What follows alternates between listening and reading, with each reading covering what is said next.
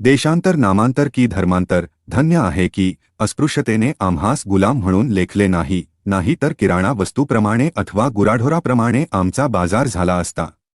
अशा प्रकारच्या गुलामगिरीत आम्ही सापडलो नाही याबद्दल कोणी समाधान मानून घेऊ नये, कारण अशा प्रकारची आमची गुलामगिरी असती तर त्यातून आमची सुटका लवकर झाली असती। प्राचीन काळातील रोम, ग्रीस इत्यादी राष्ट्रीय सदस्यत्वाचा म्हणजे गुलामगिरीचा शिरस्ता असे।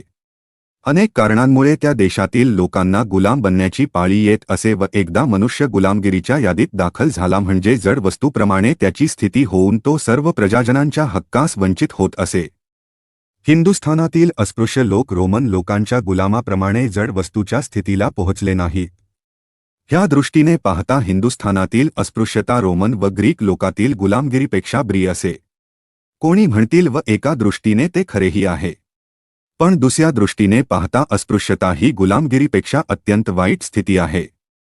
गुलाम लोक गुलामगिरीतून मुक्त होऊन स्वतंत्र प्रजाजनाच्या स्थितीला जाऊन पोहोचल्याची साक्ष सारा रोमचा इतिहास देत आहे, पण हिंदुस्थान देशाच्या इतिहासात अस्पृश्यांचा स्पृश्य झाल्याचा एकही दाखला देता येत नाही। रोमन लोकातील गुलामगिरी ही कालिक स्थिती आहे व त्यातून सुटका होण्यास अनेक मार्ग मोकळे असतात। त्याच्या उलट अस्पृश्यता ही त्रिकालबाधित अशी स्थिती आहे व त्यापासून सुटका होण्यास कोणताच मार्ग नाही। जन्मतः जो अस्पृश्य तो मरेपर्यंत अस्पृश्य असा करडा नियम असल्यामुळे शतकेच्या शतके लोटली तरी पण अस्पृश्य समाज अस्पृश्यच राहिला आहे। याशिवाय इतर बाबतीतही हिंदुस्थानातील अस्पृश्यता रोमन लोकांतील गुलामगिरीपेक्षा वाईट असेच म्हणावे लागते। रोममधील गुलामांच्या उन्नतीच्या जितकी त्यांची गुलामगिरी त्यांच्या आड येत असे त्याच्या अनेक पटीने आमच्या आड आमची अस्पृश्यता येत आहे असे म्हणण्यास मुळीच हरकत नाही। आमचे लोक घाणेरडे धंदे करतात, गुरे फाडतात, मोया नाले उपसतात, गलिच्छ वस्त्रे वापरतात, अभक्ष भक्ष खातात, नाना प्रकारच्या बीभत्स प्रकारच्या देवतांची पूजा करतात। अशा प्रकारचे एक नव्हे दोन नव्हे 9 लाख आरोप आपल्यावरती करण्यात येतात। आरोप करणे अगदी सोपे आहे, पण त्या आरोपाला जबाबदार कोण आहे याचा आरोप करणारे तितका विचार करीत नाहीत। खरे म्हटले असता जे आरोप करतात त्यांच्यावरच याची जबाबदारी पडते।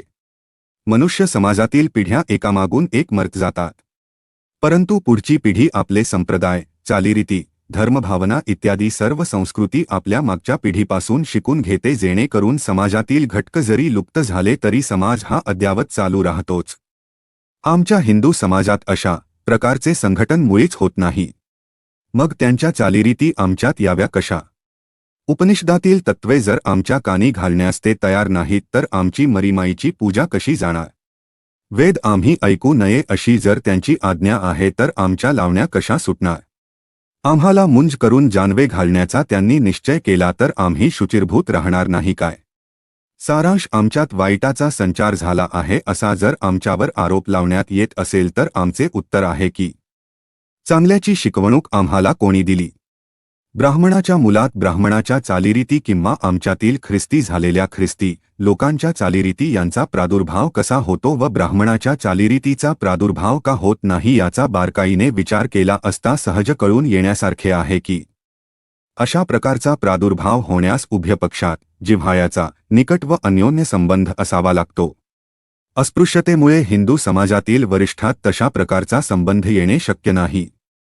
यामुळे ज्या त्या समाजाच्या व्यावाईट चालीरीती ज्या त्या समाजास चिकटून राहिल्या आहेत। रोमन लोकातील गुलामगिरीत अशा प्रकारच्या अस्पृश्यतेची चिंता नसल्यामुळे वरिष्ठांच्या गुणांचा पाठ त्यांच्या रित्य नजरेसमोर असे। इतकेच नव्हे तर तो ते गिरवीत असे। व्हिडिओ आवडल्यास आत्ताच आमच्या चॅनेलला लाईक शेअर सबस्क्राईब नक्की करा। यासारखेच व्हिडिओ पाहण्यासाठी कमेंटमध्ये जय भीम जय भारत अवश्य लिहा। धन्यवाद। आपला दिवस शुभ जावो।